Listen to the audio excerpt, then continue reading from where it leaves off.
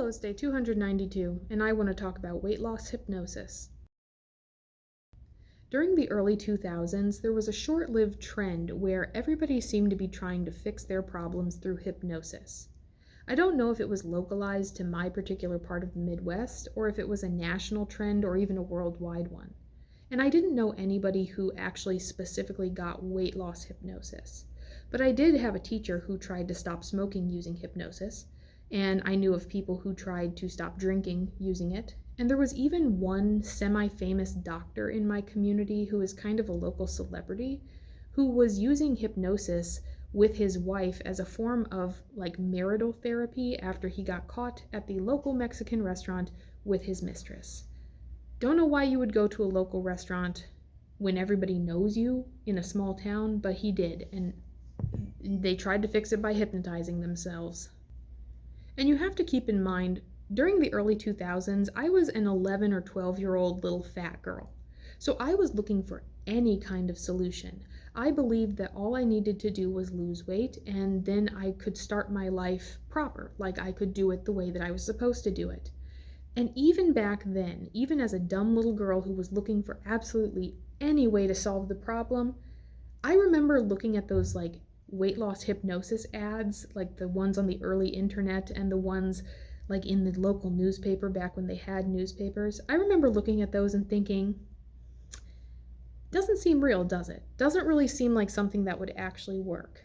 And I think just the fact that it's fallen out of favor and like nobody is going around MK Ultraing themselves into a size 0 these days, just the fact that it's not really a thing anymore is proof enough that it's not real.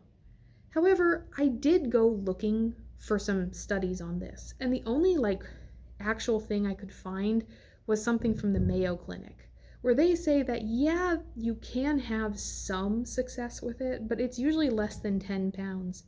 And there was a very heavy implication in that article that it might not be the hypnosis itself, but just the placebo effect, making you think that you're going to lose weight because it's what you're expecting.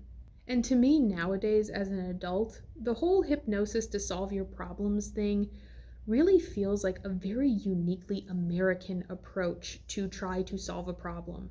Like, that's just how it feels to me. Like, I want to completely transform myself. I want to change the body type that I have had since I was a small girl. I want to be perfect. I want it to lift my skin. I want to no longer be saggy. I want you to hypnotize me so that I can lose weight. But I don't want it to cost any more than $200, maximum of 5 sessions, okay? And if it ends up failing, if this weight loss is not permanent, it's no longer a problem with me, it's now a problem with you. So now I can go around saying, yes, I really tried to lose weight, but it just didn't work.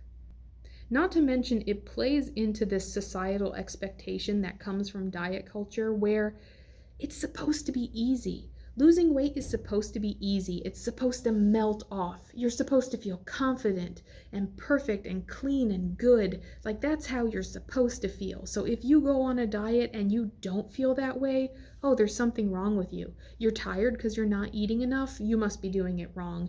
You feel sick because, you've like drastically changed your diet within the course of 24 hours. No, that's a problem with you.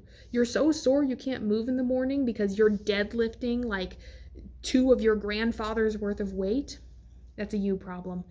So yeah, I can see why people would go into this hypnosis thing believing it'll fix my problem and it'll be easy. I won't even know it's happening.